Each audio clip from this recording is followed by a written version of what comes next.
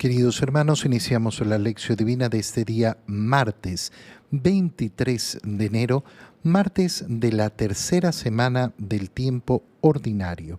Por la señal de la Santa Cruz de nuestros enemigos, líbranos, Señor Dios nuestro, en el nombre del Padre, y del Hijo, y del Espíritu Santo. Amén.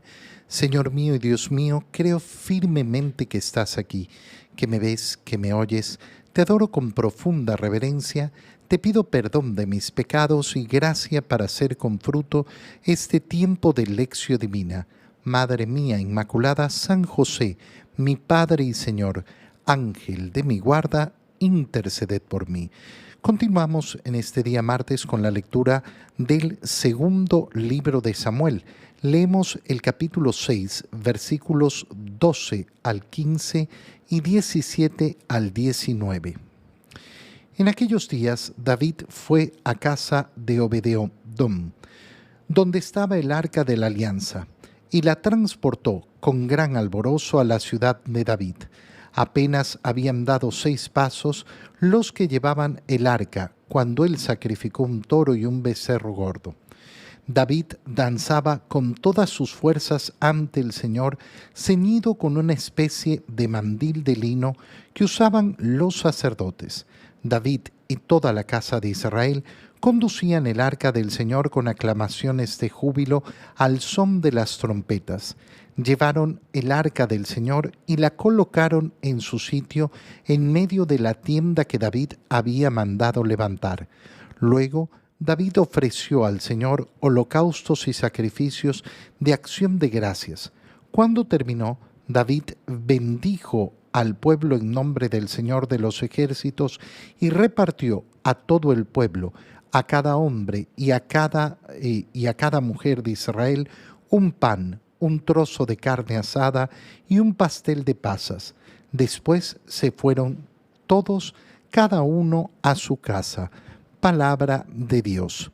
Se nos introduce en esta parte del segundo libro de Samuel esa llegada del arca del Señor a Jerusalén. El día de ayer habíamos visto cómo, una vez que David es constituido como rey de todos los israelitas, es decir, de todas las tribus de Israel. En un principio era solo rey de Judá, de una de las tribus de Israel, pero ha sido constituido como rey de las 12 tribus de Israel. Una vez que ha tenido eso, conquista Jerusalén, es decir, Sión, la ciudad santa, la ciudad sagrada, la ciudad que iba a ser el centro de esa vida religiosa, la vida política, la vida de Israel, la ciudad principal. Y por tanto, ahora vemos cómo David transporta el arca de la alianza. Recuerda que el arca de la alianza es esa arca construida por Moisés, por mandato del Señor y con instrucciones específicas que le ha dado el Señor, donde han colocado las tablas de la ley, las tablas escritas por el Señor para manifestarle al pueblo cuál era la ley que tenían que cumplir para vivir la alianza con el Señor, los 10 mandamientos. ¿Por qué esto es importante en la historia de la salvación? Porque lógicamente la permanencia del arca en Jerusalén va a marcar el lugar más sagrado que hay. Y por eso después vamos a ver cómo David decide, ahora ha llevado el arca para tenerla en una tienda, tal y como ha sucedido hasta este momento en la historia de Israel. Desde el momento en que se construyó el arca, se la puso en una tienda donde entraba Moisés y el arca fue acompañando así al pueblo por el desierto y ha permanecido en una tienda. Pero va a ser el deseo de David de construir el templo, y el templo tiene un solo propósito: que sirva para que el arca esté ahí. En esa misma arca después va a ser colocado el bastón de Jesé, del padre de David, ¿Por qué? Porque se va a anunciar efectivamente esa profecía del retoño de la vara de Jesed, es decir, de aquella descendencia del rey David. Y entonces tenemos toda esta escena de transportar el arca de la alianza hacia Jerusalén, cómo esto va a abrir la historia de la salvación hacia la construcción del templo, cómo después se va a perder el arca de la alianza, pero el Señor va a prometer permanecer en el templo, ese mismo templo que después va a rasgar su velo en la crucifixión, en la muerte de nuestro Señor, y finalmente ese templo que va a ser destruido totalmente en el año 70 y que no se ha vuelto a construir. Entonces, claro, vemos cómo la historia de la salvación apunta hacia Jerusalén como ese lugar sagrado, ese lugar principal donde van a ocurrir las principales acciones de nuestra salvación. ¿Cómo hace el transporte de esta arca de la alianza? Con alborozo. Apenas habían dado 6 pasos los que llevaban el arca, y él sacrificó un toro y un becerro gordo. Es decir, que desde el inicio de este movimiento, de este transportar el arca, eso va revestido de sacrificios, de entrega hacia el Señor. Y se nos dice inmediatamente que David danzaba con todas sus fuerzas ante el Señor. Este es un modo de alabar a Dios. Entonces, hay que tener mucho cuidado con pensar que el baile no puede ser un modo de alabar a Dios. Una persona que piensa que bailar es pecado, tiene que tener mucho cuidado porque tiene una moral que está muy deformada. A mí me ha pasado toparme con personas que piensan así. Entonces, el baile es pecado. No, hermano mío, el baile no es pecado. La danza no es pecado. Lo que es pecado es hacer un baile pecaminoso, es decir, un baile sensual. Por eso vemos efectivamente cuál es la diferencia entre esta danza que realiza David para alabar al Señor, para bendecir al Señor, para mostrar la alegría de su corazón delante de su Señor, poner todo su cuerpo en ese movimiento de acción de gracias. Y muy distinto va a ser el baile que hizo la hija de Salomé, de Herodías, Salomé, delante de el rey Herodes el día de su cumpleaños, y que terminó significando la cabeza de Juan el Bautista. Cuando nosotros leemos esa escena, obviamente no pensamos en un baile de acción de gracias al Señor, ni en una danza de acción de gracias al Señor. Hoy en día muchos luchan por introducir dentro de la liturgia la danza, y hay que tener mucho cuidado. Hay que tener mucho cuidado en este tema, porque así como digo, no se trata de decir el baile es un pecado. No, el baile de por sí no es un pecado. Como vemos, David danzaba y no está pecando por danzar, está haciéndolo para dar gracias al Señor. Pero a veces vemos unas introducciones en la liturgia de una danza que no se entiende ni siquiera. Unos movimientos que no sabemos qué representan, y que muchas veces, más que ser una alabanza al Señor, quieren ser un show para el pueblo, es decir, un show para el público. Bueno, esa no es la finalidad. Si yo lo que quiero es distraer a la gente mientras está la misa haciendo unas danzas, bueno, eso no tiene nada de litúrgico, porque la liturgia no va dirigida hacia el pueblo. La liturgia no es un show que va dirigido hacia un público. La liturgia va dirigida hacia Dios, porque es culto a Dios. Y entonces, claro, hubiera que pensar qué es lo que se tiene en la mente cuando se quiere introducir estas danzas. Además, con vestidos estrambóticos o raros que no son parte ni siquiera de nuestra cultura. O sea, si tú ves un grupo de chicas que entran a bailar en la misa vestidas como árabes, bueno, yo estoy en Ecuador, ¿qué significa esto? No, es que parte de nuestra cultura. No, no es parte de nuestra cultura. No es parte de nuestra cultura. Entonces hay que tener mucha delicadeza para no estar en un extremo de decir el baile es todo pecaminoso y si se baila en la iglesia es pecado. No, no, no necesariamente. Habrá manifestaciones muy bien hechas que están en favor de la liturgia y caminan hacia esa mirada al Señor. Y habrá otras que no, definitivamente no tienen nada de aporte para llevar mi corazón hacia Dios, para rendir el culto justo y necesario a Dios. Llevaron el arca y la colocaron en un sitio en medio de la tienda que David había mandado levantar. Y después se ofrece holocaustos, sacrificios de acción de gracias. Y cuando terminó bendijo al pueblo. La presencia del arca, por tanto, ¿qué significa? La bendición del pueblo. Y la última idea que tenemos que reflexionar sobre esto es que justamente esa presencia del arca, que es una bendición para el pueblo, se convierte en la nueva alianza en la presencia del Santísimo Sacramento. No necesitamos el arca de la alianza, no, porque el arca de la alianza en el Nuevo Testamento es María, que nos ha dado al Verbo de Dios hecho hombre, y ese Verbo de Dios hecho hombre permanece en medio de nosotros con su presencia viva y real en la Eucaristía. En el Evangelio, leemos el Evangelio de San Marcos, capítulo 3, versículos 31 al 35. En aquel tiempo llegaron a donde estaba Jesús, su madre y sus parientes. Se quedaron fuera y lo mandaron llamar. En torno a él estaba sentada una multitud cuando le dijeron: ahí fuera están tu madre y tus hermanos que te buscan. Él les respondió: ¿quién es mi madre y quiénes son mis hermanos?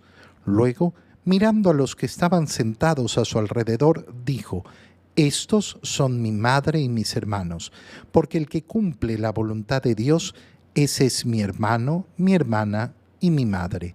Palabra del Señor.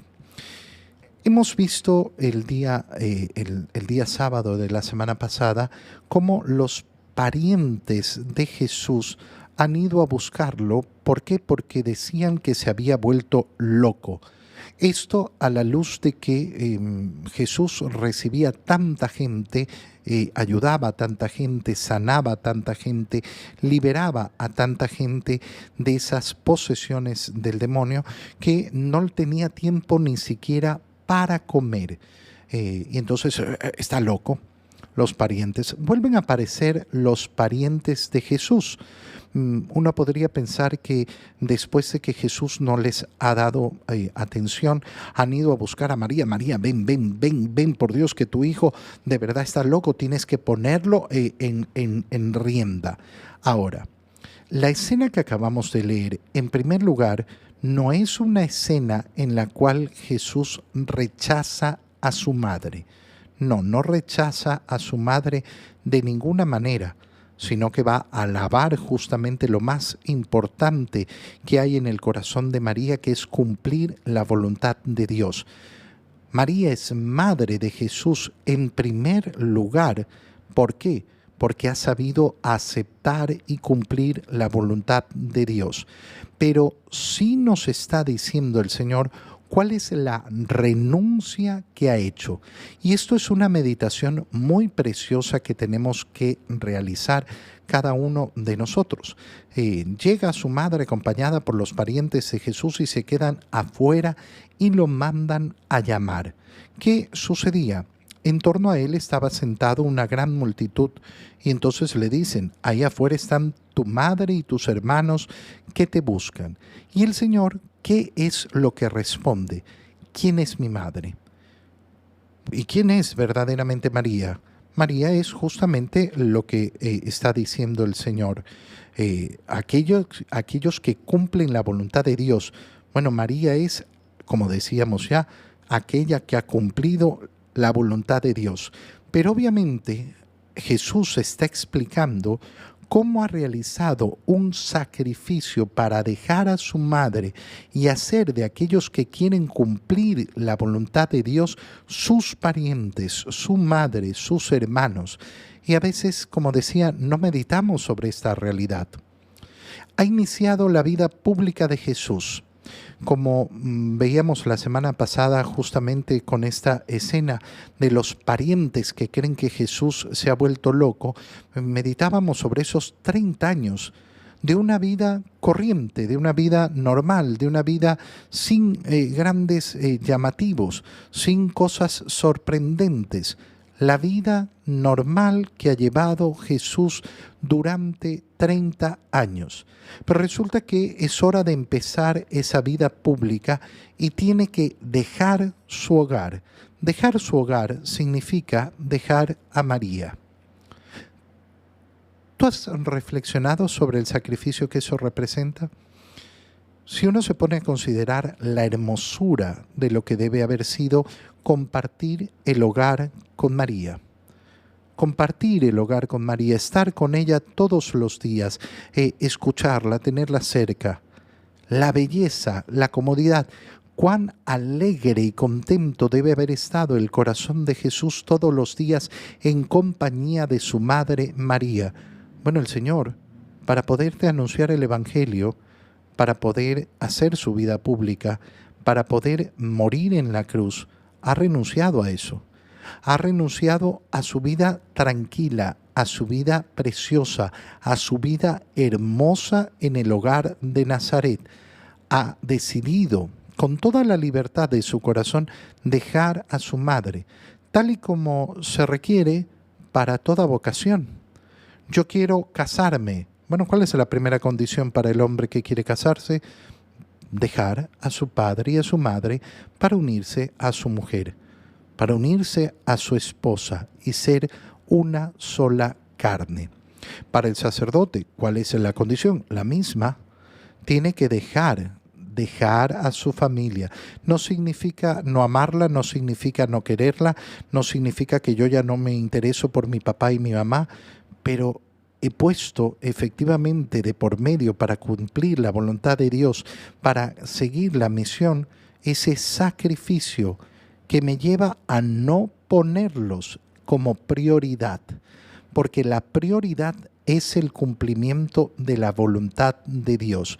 Y esto no nos lo pide el Señor simplemente porque sí, sino que nos muestra cómo Él mismo ha sido capaz de hacerlo. Y entonces cuando el Señor está diciendo, ¿quiénes son mi madre y mis hermanos? Bueno, estos que cumplen la voluntad de Dios, estos son mi madre, mi hermano, mi hermana. Bueno, ¿qué está diciendo el Señor? Yo he tomado la decisión de renunciar a esa vida en Nazaret justamente para abrir las puertas de la familia de Cristo, de la familia de Jesús, para que aquellos que quieren cumplir la voluntad de Dios entren a formar parte de esa familia. Y esto nos lleva entonces a la siguiente reflexión. ¿Cuál es la invitación que nos hace el Señor? Invitación preciosa. ¿Por qué? Porque yo no formo parte de un grupo. Yo no formo parte de una organización. Yo no formo parte de una secta. Yo no formo parte de un club social. Ser cristiano es formar parte de la familia de Jesús. Este es el cristianismo. Es una relación viva, personal, pero además es una relación que nos permite entrar en la dimensión de la familia del mismo Dios hecho hombre. Por eso es maravillosa la invitación del cristianismo. Por eso es hermoso. ¿Y cuál es la condición para que yo pueda efectivamente estar en esta situación de ser familia de Jesús? Cumplir la voluntad de Dios. No hay otra. No es que, no. La condición que tengo que cumplir es hacer la voluntad de Dios. Te doy gracias, Dios mío, por los buenos propósitos, afectos e inspiraciones que me has comunicado en este tiempo de Lección Divina. Te pido ayuda para ponerlos por obra. Madre mía Inmaculada, San José, mi Padre y Señor, Ángel de mi guarda, interceded por mí. María, Madre de la Iglesia, ruega por nosotros. Queridos hermanos, reciban mi bendición en este día, en el nombre del Padre, y del Hijo, y del Espíritu Santo. Amén. Un muy feliz día para todos.